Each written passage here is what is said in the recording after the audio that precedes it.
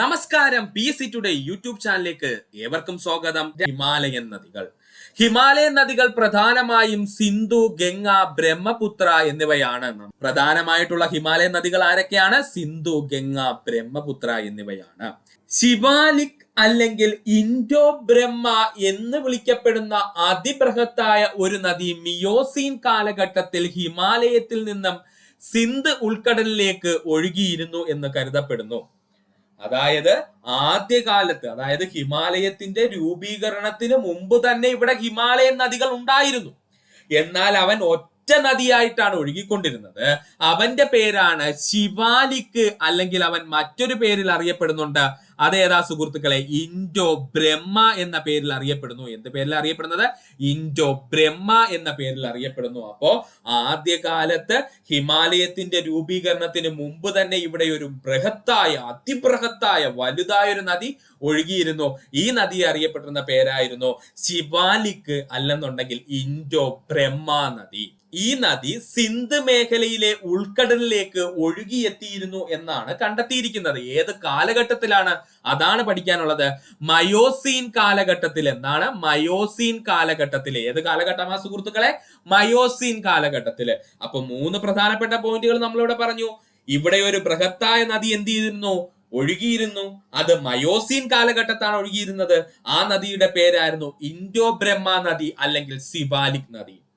ഈ നദി എവിടെയാണ് ചെന്ന് പതിച്ചതെന്ന് ചോദിച്ചാൽ സിന്ധ് മേഖലയിലുള്ള ഉൾക്കടലിൽ പതിച്ചു എന്ന് കരുതപ്പെടുന്നു. സിന്ധ് മേഖലയിലുള്ള ഉൾക്കടലില് പതിച്ചു എന്ന് കരുതപ്പെടുന്നു. പിന്നീട് ഈ ഒരു ബൃഹത് നദി 3 പ്രധാനപ്പെട്ട ഹിമാലയൻ നദികളായി വിഭജിക്കപ്പെട്ടു, അല്ലെങ്കിൽ പരിണമിക്കപ്പെട്ടു എന്നും കരുതപ്പെടുന്നു. ഓക്കെ, ഇത്രയുമാണ് ഫസ്റ്റ് പോയിന്റ് ആയിട്ട് നമുക്ക് പഠിക്കാനുള്ളത്.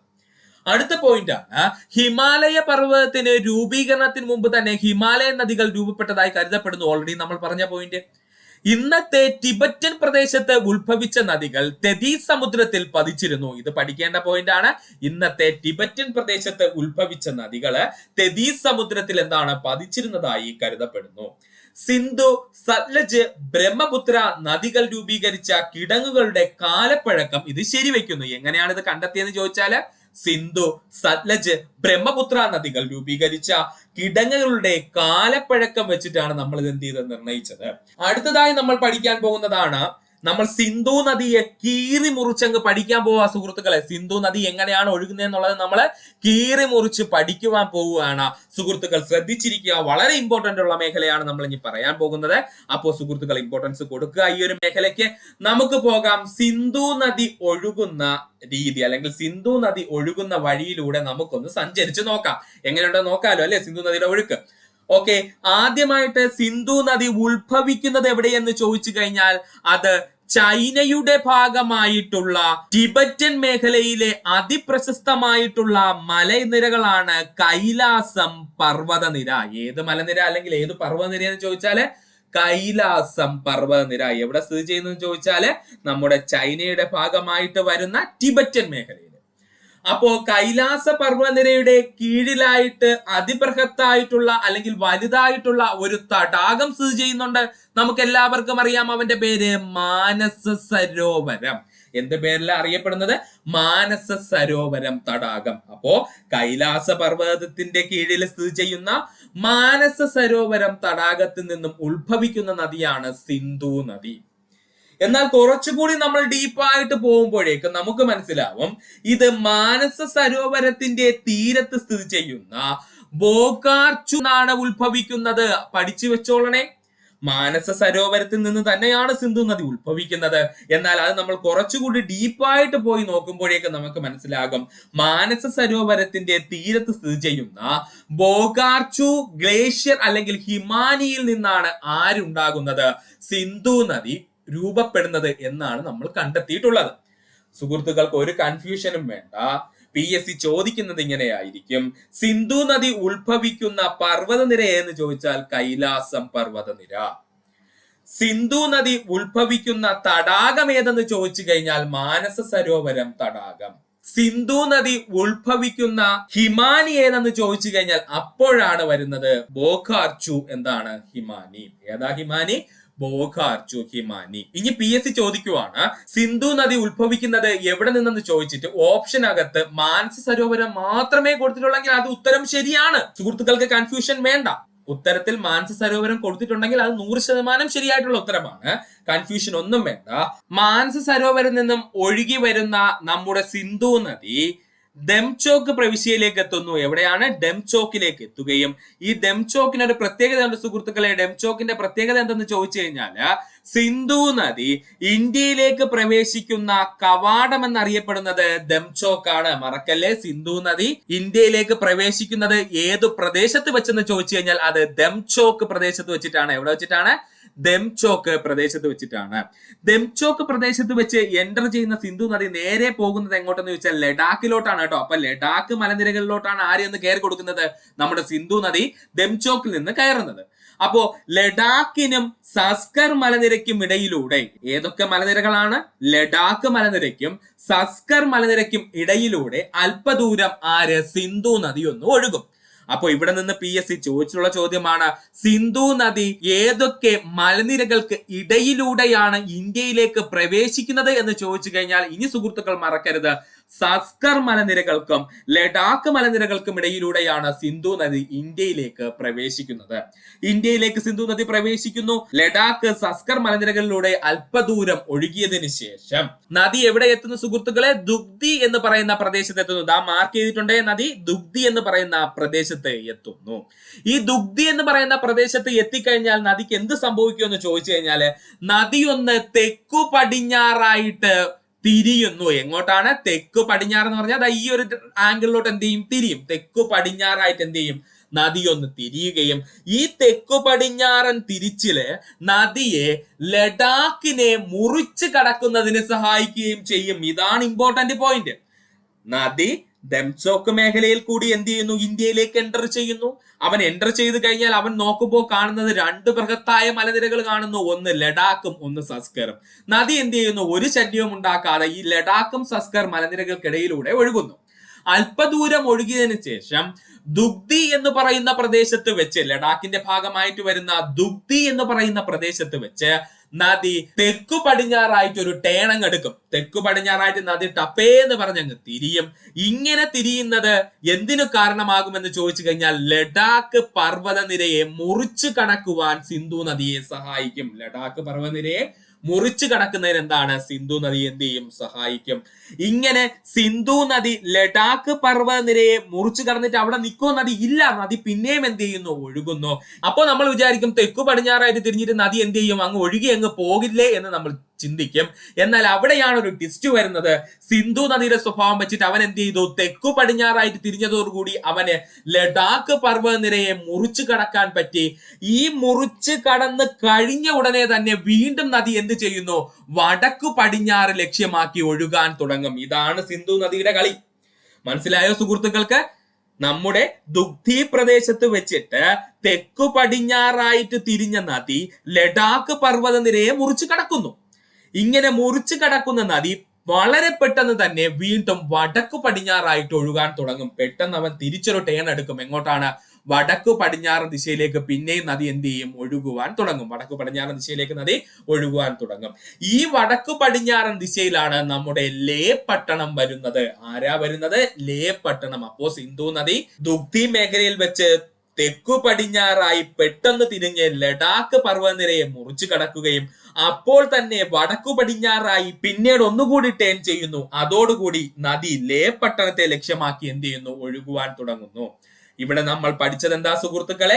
ലേ പട്ടണത്തിലൂടെ ഒഴുകുന്ന നദിയാണ് സിന്ധു നദി. ഏറ്റവും കൂടുതൽ PSC ചോദിച്ച ചോദ്യമാണ്. ലേ പട്ടണത്തിലൂടെ ഒഴുകുന്ന നദി എന്ന് ചോദിച്ചാൽ നമ്മുടെ സിന്ധു നദിയാണ്. അതിനോടൊപ്പം തന്നെ പഠിക്കേണ്ട പോയിന്റ് ആണ് ലേ പട്ടണം ഏത് നദിയുടെ തീരത്താണ് എന്ന് ചോദിച്ചാലും അത് സിന്ധു നദിയുടെ തീരത്താണ്. ഇനി സുഹൃത്തുക്കൾ മറക്കാൻ പാടില്ല, ലേ പട്ടണത്തിലൂടെ സിന്ധു നദി ഒഴുകിക്കഴിഞ്ഞു അല്ലെ? ലേ പട്ടണം ഒഴുകിക്കഴിഞ്ഞു. ലേ പട്ടണം നമ്മുടെ പിന്നിലേക്കായി കഴിഞ്ഞു. പിന്നെയും മുന്നിലേക്ക് പോകുമ്പോഴാണ് സിന്ധു നദി എത്തിച്ചേരുന്ന ഒരു പ്രധാനപ്പെട്ട ഇന്ത്യയുടെ മേഖലയിലേക്കാണ്. ആ മേഖല നമ്മളൊന്ന് ഓർത്തു വെച്ചിരിക്കുക. അതാണ് നമ്മുടെ കാശ്മീർ മേഖല. ഏത് മേഖലയിലേക്കാണ് സിന്ധു നദി ഒഴുകിയെത്തുന്നത്? അടുത്തതായി കാശ്മീർ മേഖലയിലേക്കാണ്. ജമ്മു കാശ്മീരിന്റെ ഭാഗമായി വരുന്ന ബാത്തലിക് മേഖലയിൽ വെച്ചിട്ട് അല്ലെങ്കിൽ ബാത്തലിക് പ്രദേശത്ത് വെച്ചിട്ട് നമ്മുടെ സിന്ധു നദി LOCയെ ക്രോസ് ചെയ്യുന്നു. എന്താ സുഹൃത്തുക്കളെ LOC എന്ന് പറഞ്ഞു കഴിഞ്ഞാൽ?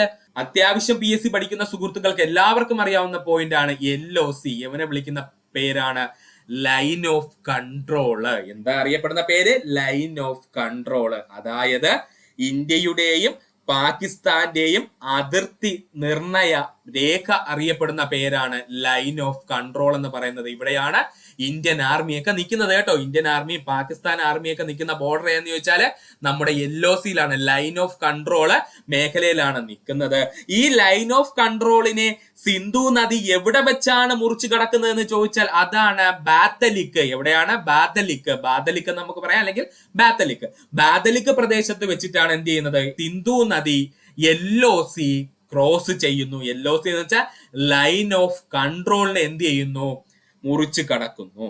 ഇങ്ങനെ നദി എന്ത് ചെയ്യുന്നു? ലൈൻ ഓഫ് കൺട്രോൾ മുറിച്ചു കടന്നു. അപ്പോൾ ഇന്ത്യയുടെ മേഖലയിൽ നിന്നും പുറത്തേക്ക് പോയി. ഇന്ത്യയുടെ മേഖലയിൽ നിന്ന് പുറത്തേക്ക് പോയെന്ന് പറഞ്ഞു കഴിഞ്ഞാല് ഇന്ത്യയും പാകിസ്ഥാനും ഒരുപോലെ അവകാശപ്പെടുന്ന നമ്മുടെ പാക് ഒക്കുപൈഡ് കാശ്മീർ POKയിലേക്കാണ് പിന്നെ ആര് പ്രവേശിക്കുന്നത്? സിന്ധു നദി പ്രവേശിക്കുന്നത്. ഓക്കെയാണ്. ബാത്തലിക് പ്രദേശം കഴിഞ്ഞതോടുകൂടി പൂർണ്ണമായും ഇന്ത്യയുടെ കയ്യിൽ നിന്ന് ആര് നഷ്ടപ്പെട്ടു? സിന്ധു നദി നഷ്ടപ്പെട്ടു. പിന്നെ എവിടെയാണ് ആ സിന്ധു നദി ചെന്ന് കയറുന്നത്? നമ്മുടെ ഇന്ത്യയും പാകിസ്ഥാനും ഒരുപോലെ അവകാശം ഉന്നയിക്കുന്ന പ്രദേശമായിട്ടുള്ള പാക് ഒക്കുപൈഡ് കാശ്മീരിലേക്ക് സിന്ധു നദി എന്ത് ചെയ്യുന്നു? പ്രവേശിക്കുന്നു. സിന്ധു നദി ഇങ്ങനെ പ്രവേശിക്കുന്നതോടുകൂടി ഇവിടത്തെ ഗിൽഗിത് മേഖലയിൽ വെച്ച്, എന്താ പേര് അവന്റെ? ഗിൽഗിത് മേഖല. മേഖലയുടെ പേര് സുഹൃത്തുക്കൾ മറക്കാതെ പഠിക്കുക, ഗിൽഗിത് മേഖല. ഈ ഗിൽഗിത് മേഖലയിൽ എത്തുമ്പോഴേക്കും നദി ഗിരികന്ധരങ്ങൾ സൃഷ്ടിക്കുന്നു. എന്താണ്? ഗിരികന്ധരങ്ങൾ സൃഷ്ടിക്കുന്നു. മറക്കരുത്, നദി എന്ത് സൃഷ്ടിക്കുന്നു സുഹൃത്തുക്കളെ?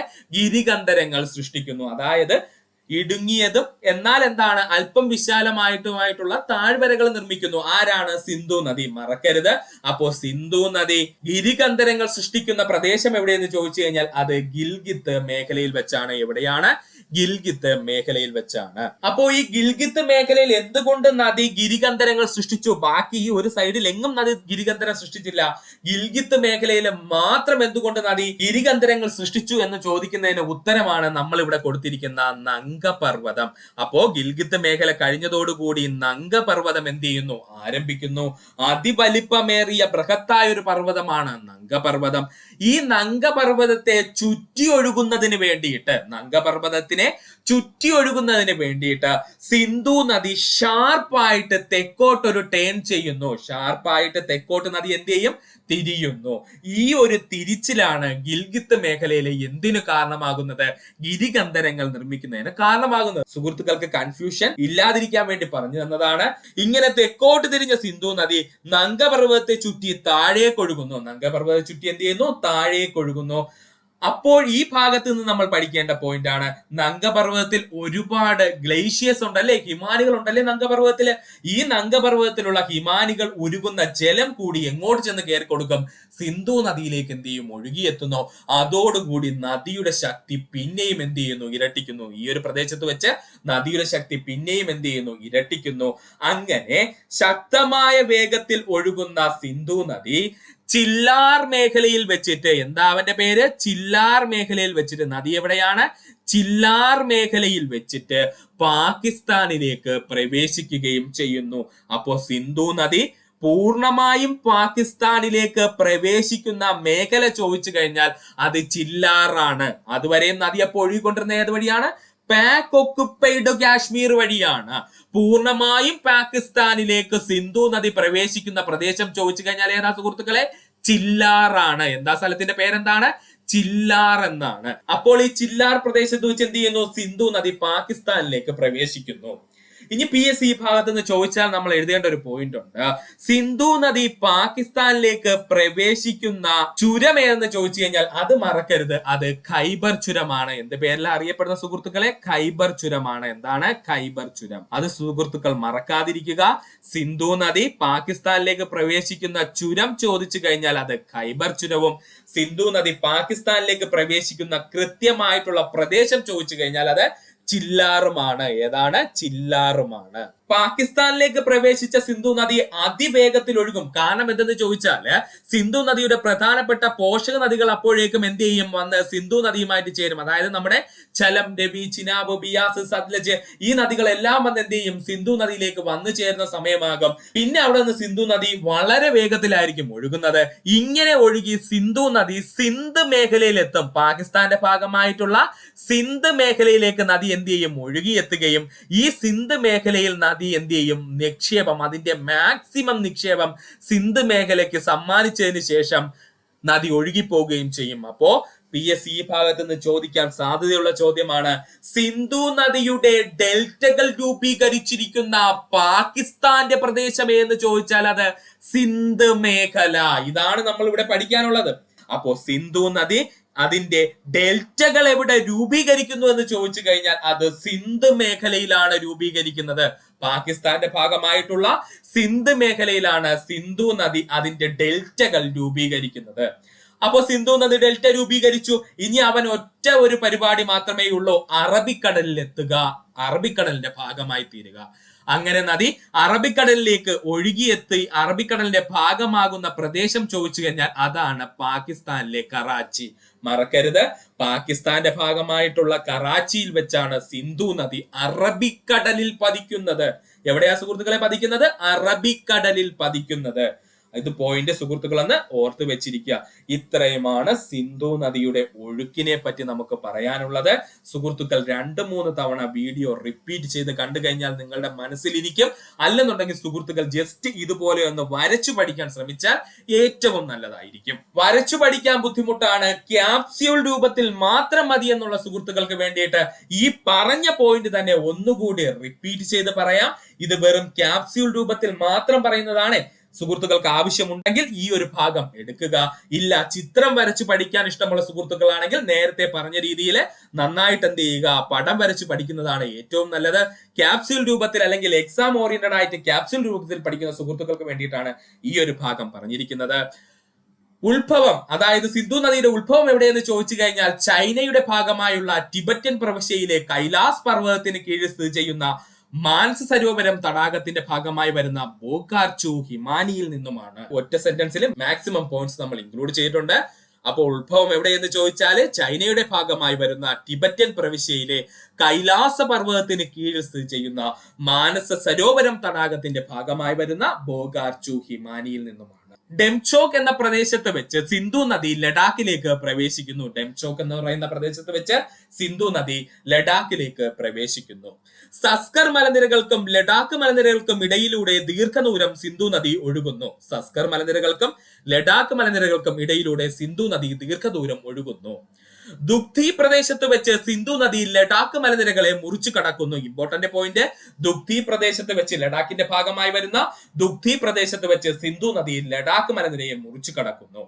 ലേ പട്ടണത്തിലൂടെ ഒഴുകുന്ന സിന്ധു നദി കാർഗിലിലെ ബാത്തലിക് വെച്ച് LOCയെ മുറിച്ചു കടക്കുന്നു. അതായത് ലൈൻ ഓഫ് കൺട്രോളിനെ മുറിച്ചു കടക്കുന്നു. ആര്? സിന്ധു നദി. എവിടെ വെച്ചാണ്? ബാത്തലിക് പ്രദേശത്ത് വെച്ച്. ഇത് എവിടെ സ്ഥിതി ചെയ്യുന്നു? കാർഗിലിൽ സ്ഥിതി ചെയ്യുന്നു. അപ്പോ ലേ പട്ടണത്തിലൂടെ ഒഴുകുന്ന സിന്ധു നദി കാർഗിലിലെ ബാത്തലിക്കിൽ വെച്ച് LOC അല്ലെങ്കിൽ ലൈൻ ഓഫ് കൺട്രോളിനെ മുറിച്ചു കടക്കുന്നു. ജമ്മു കാശ്മീരിന്റെ ഭാഗമായി വരുന്ന ഗിൽജിത്ത് മേഖലയിൽ വെച്ച് നദി അതിമനോഹരമായ ഗിരികന്ധരങ്ങൾ സൃഷ്ടിക്കുന്നു. നമ്മൾ ഓൾറെഡി ഇതൊക്കെ പറഞ്ഞതാണ്. ജമ്മു കാശ്മീരിന്റെ ഭാഗമായി വരുന്ന ഗിൽഗിത്ത് മേഖലയിൽ വെച്ച് നദി അതിമനോഹരമായ ഗിരികന്ധരങ്ങൾ സൃഷ്ടിക്കുന്നു. ദാർദിസ്ഥാനിലെ പ്രദേശത്തെ ചില്ലാറിനടുത്ത്, അതിൽ നമ്മൾ ചില്ലാറ് മാത്രമേ പറഞ്ഞിട്ടുള്ളൂ. ദാർദിസ്ഥാനാണ് കൃത്യമായിട്ടുള്ള പ്രദേശം, അതിലെ ചില്ലാറാണ് കൃത്യമായിട്ടുള്ള പിൻ പോയിന്റ് പ്രദേശം എന്ന് പറയുന്നത് ചില്ലാറാണ്. ഈ ചില്ലാർ സ്ഥിതി ചെയ്യുന്നത് ദാർദിസ്ഥാനിലാണ്. ദാർദിസ്ഥാനിലെ ചില്ലാർ പ്രദേശത്ത് വെച്ച് സിന്ധു നദി പാകിസ്ഥാനിൽ പ്രവേശിക്കുന്നു. എന്താ പറഞ്ഞത്? ദാർദിസ്ഥാനിലെ ചില്ലാറിൽ അടുത്ത് വെച്ച് സിന്ധു നദി എന്ത് ചെയ്യുന്നു? പാകിസ്ഥാനിലേക്ക് പ്രവേശിക്കുന്നു. സിന്ധു നദി പാകിസ്ഥാനിലേക്ക് പ്രവേശിക്കുന്ന ചുരമാണ് ചോദിക്കുന്നെങ്കിൽ അത് ഖൈബർ ചുരമാണ്. സിന്ധു നദി പാകിസ്ഥാനിലേക്ക് പ്രവേശിക്കുന്ന ചുരമാണ് ചോദിക്കുന്നെങ്കിൽ അത് ഖൈബർ ചുരമാണ്. പാകിസ്ഥാന്റെ ഭാഗമായുള്ള സിന്ധ് മേഖലയിൽ നദി കൂടുതൽ ഡെൽറ്റ നിക്ഷേപങ്ങൾ നടത്തുന്നു. പാകിസ്ഥാന്റെ ഭാഗമായുള്ള സിന്ധ് മേഖലയിൽ നദി കൂടുതലായി ഡെൽറ്റ നിക്ഷേപങ്ങൾ നടത്തുന്നു. പാകിസ്ഥാന്റെ ഭാഗമായുള്ള കറാച്ചിയിൽ വെച്ച് സിന്ധു നദി അറബിക്കടലിൽ പതിക്കുന്നു. പാകിസ്ഥാന്റെ ഭാഗമായിട്ടുള്ള കറാച്ചിയിൽ വെച്ച് സിന്ധു നദി അറബിക്കടലിൽ പതിക്കുന്നു. ഇത്രയും ഭാഗമാണ് നമ്മൾ നേരത്തെ വിശദീകരിച്ച് ചിത്രത്തിലൂടെ പറഞ്ഞത്. ഇനി നമുക്ക് നോക്കാനുള്ളത് സിന്ധു നദിയെ കുറിച്ച് കേരള PSC ചോദിച്ചിട്ടുള്ള ചോദ്യങ്ങളാണ്. നമുക്ക് നോക്കാം. സിന്ധു നദിയുടെ ആകെ നീളം 2900 കിലോമീറ്റർ ആണ്. സിന്ധു നദിയുടെ ആകെ ദൂരം എത്രയാണ്? 2900 കിലോമീറ്റർ ആണ്. ലോകത്തിലെ പ്രധാനപ്പെട്ട നദീതടങ്ങളിൽ ഒന്നാണ് സിന്ധു നദീതടം എന്ന് പറയുന്നത്. ലോകത്തിലെ പ്രധാനപ്പെട്ട നദീതടങ്ങളിൽ ഒന്നാണ് സിന്ധു നദീതടം എന്ന് പറയുന്നത്. സിന്ധുവും സിന്ധുവിന്റെ പോഷനദികളും ചേർന്ന് സപ്ത സിന്ധു എന്ന പേരിൽ അറിയപ്പെടുന്നു. സിന്ധുവും സിന്ധുവിന്റെ പോഷനദികളും ചേർന്ന് എന്ത് പേരിലാണ് സുഹൃത്തുക്കളെ അറിയപ്പെടുന്നത്? സപ്ത സിന്ധു എന്ന പേരിലാണ് അറിയപ്പെടുന്നത്. എന്ന് പറഞ്ഞു കഴിഞ്ഞാല് സിന്ധുവും സിന്ധുവിന്റെ പോഷനദികൾ എന്ന് പറഞ്ഞു കഴിഞ്ഞാല് ചലം, രവി, ചിനാബ്, ബിയാസ്, സത്ലജ് ഇങ്ങനെ 5 നദികളും അതിനോടൊപ്പം സിന്ധു നദിയും അതിനോടൊപ്പം ഒരു നദി. ഇപ്പൊ 6 നദികളായിട്ടുള്ള സപ്ത സിന്ധു എന്ന് വെച്ചാൽ 7 നദികളല്ലേ. ഒരു നദി കൂടിയുണ്ട്, ആ സുഹൃത്തുക്കൾ മറക്കാതെ പഠിക്കുക. സരസ്വതി നദി. ആരൊക്കെയാണ്? സരസ്വതി നദി. ഈ സരസ്വതി നദിയും കൂടെ ചേരുമ്പോഴാണ് 7 നദികൾ എന്ത് ചെയ്യുന്നത്? പൂർത്തിയാകുന്നത്. ഒന്ന് ഓർത്ത് വെച്ചിരിക്കുക. സിന്ധുവും സിന്ധുവിന്റെ പോഷക നദികളും ചേർന്ന് സപ്ത സിന്ധു എന്ന പേരിൽ അറിയപ്പെടുന്നു. സിന്ധുവും സിന്ധുവിന്റെ 5 പോഷക നദികളും നമുക്കറിയാം. അപ്പോൾ മൊത്തം 6 നദികളായി. പിന്നെ നമുക്ക് സംശയമുള്ള ഒരേ ഒരു നദിയേ ഉള്ളൂ, അത് സരസ്വതി നദിയാണെന്ന് ഓർക്കുക. പടിഞ്ഞാറോട്ട് ഒഴുകുന്ന ഏക ഹിമാലയൻ നദി എന്ന് ചോദിച്ചാൽ സിന്ധുവാണ്. ഇതൊക്കെ പ്രീവിയസ് ആയി ചോദിച്ചിട്ടുള്ളതാണ്. പടിഞ്ഞാറോട്ട് ഒഴുകുന്ന ഏക ഹിമാലയൻ നദി എന്ന് ചോദിച്ചു കഴിഞ്ഞാൽ അത് സിന്ധു നദിയാണ്. അറബിക്കടലിൽ പതിക്കുന്ന ഏക ഹിമാലയൻ നദി എന്ന് ചോദിച്ചാൽ അതും സിന്ധു തന്നെയാണ്. അപ്പോ പടിഞ്ഞാറോട്ട് ഒഴുകുന്ന ഏക ഹിമാലയൻ നദി സിന്ധു, അറബിക്കടലിൽ പതിക്കുന്ന ഏക ഹിമാലയൻ നദി എന്ന് ചോദിച്ചു കഴിഞ്ഞാൽ അതും സിന്ധുവാണ്. ടിബറ്റിലെ കൈലാസ് പർവ്വത നിരയ്ക്കും മാനസ സരോവറിന്റെ ഭാഗമായി വരുന്ന ബോഗാർച്ചു ഹിമാനിയിൽ നിന്നും ഉത്ഭവിക്കുന്നു. ഓൾറെഡി ചോദിച്ച ചോദ്യമാണ്, നമ്മൾ ഓൾറെഡി ഇതിനെക്കുറിച്ച് ഡിസ്കസ് ചെയ്ത് കഴിഞ്ഞു. ടിബറ്റിലെ കൈലാസ് പർവ്വത നിരയിലെ മാനസ സരോവരത്തിന്റെ ഭാഗമായി വരുന്ന ബോഗാർച്ചു ഹിമാനിയിൽ നിന്ന് ഉത്ഭവിക്കുന്ന നദിയാണ് സിന്ധു. സിംഹത്തിന്റെ വായ എന്നർത്ഥം വരുന്ന സിംഗി ഖംബർ, ഇത് ഡിഗ്രി ലെവൽ ചോദിച്ച ചോദ്യമാണ്. PSC ചോദിച്ചിട്ടുണ്ട്. അതുകൊണ്ട് സുഹൃത്തുക്കൾ ഇത് പഠിക്കുക. സിംഗി ഖംബർ, സിംഹത്തിന്റെ വായ എന്നർത്ഥം വരുന്ന സിംഗി ഖംബർ എന്ന ടിബറ്റൻ വാക്കിൽ നിന്നാണ് സിന്ധു എന്ന പേര് ഉൾത്തിരിഞ്ഞത്. ഒന്നുകൂടി പറയാം. സിംഹത്തിന്റെ വായ എന്നർത്ഥം വരുന്ന സിംഗി ഖംബർ എന്ന ടിബറ്റൻ പദത്തിൽ നിന്നാണ് സിന്ധു എന്ന വാക്ക് ഉത്ഭവിച്ചത് എന്ന് കരുതപ്പെടുന്നു. സിന്ധു നദി ഇന്ത്യയിലൂടെ ഒഴുകുന്ന നീളം ചോദിച്ചു കഴിഞ്ഞാൽ 709 കിലോമീറ്റർ. മറക്കരുത്, സിന്ധു നദി ഇന്ത്യയിലൂടെ ഒഴുകുന്ന നീളം ചോദിച്ചാൽ 709 കിലോമീറ്റർ ആണ്. എന്നാൽ 2019 കേന്ദ്ര ജലവിഭവ മന്ത്രാലയത്തിന്റെ കണക്ക് പ്രകാരം അത് 1114 കിലോമീറ്റർ എന്ന് കണക്കാക്കിയിരിക്കുന്നു. അപ്പൊ PSCയുടെ ഉത്തര സൂചിക പ്രകാരം 709 കിലോമീറ്റർ ആണ്. ഇനി ചോദ്യത്തിൽ 1114 കിലോമീറ്റർ ആണ് തന്നിരിക്കുന്നെങ്കിൽ അത് ശരിയാണ്. കൃത്യമായി നമുക്ക് അതിന് ഉത്തരം നൽകാം. കാരണം ഇത് 2019 ജലവിഭവ മന്ത്രാലയത്തിന്റെ കണക്ക് പ്രകാരം പറഞ്ഞിരിക്കുന്നതാണ്. അതുകൊണ്ട് അത് നമുക്ക് കൃത്യമായി ഉത്തരം കൊടുക്കാം, യാതൊരു പ്രശ്നവുമില്ല. അപ്പോ സിന്ധു നദി ഇന്ത്യയിലൂടെ ഒഴുകുന്ന നീളം PSCയുടെ ഉത്തര സൂചിക പ്രകാരം 709 കിലോമീറ്ററും കേന്ദ്ര ജലവിഭവ മന്ത്രാലയത്തിന്റെ 2019 കണക്ക് പ്രകാരം 1114 കിലോമീറ്ററുമാണ്. സുഹൃത്തുക്കൾ പഠിച്ചു വെച്ചിരിക്കുക. പാകിസ്ഥാന്റെ ജീവരേഖ എന്നും പാകിസ്ഥാന്റെ ദേശീയ നദി എന്നും അറിയപ്പെടുന്നത് സിന്ധുവാണ്. എന്താണ്? പാകിസ്ഥാന്റെ ജീവരേഖ എന്നും പാകിസ്ഥാന്റെ ദേശീയ നദി എന്നും അറിയപ്പെടുന്നത് സിന്ധുവാണ്. അടുത്ത പോയിന്റിലേക്ക് നമുക്ക് പോകാം. ഹിമാലയൻ നദികളിൽ ഏറ്റവും നീളം കൂടിയ നദി സിന്ധുവാണ്. Important point. ഹിമാലയൻ നദികളിൽ ഏറ്റവും നീളം കൂടിയ നദി എന്നറിയപ്പെടുന്നത് സിന്ധു.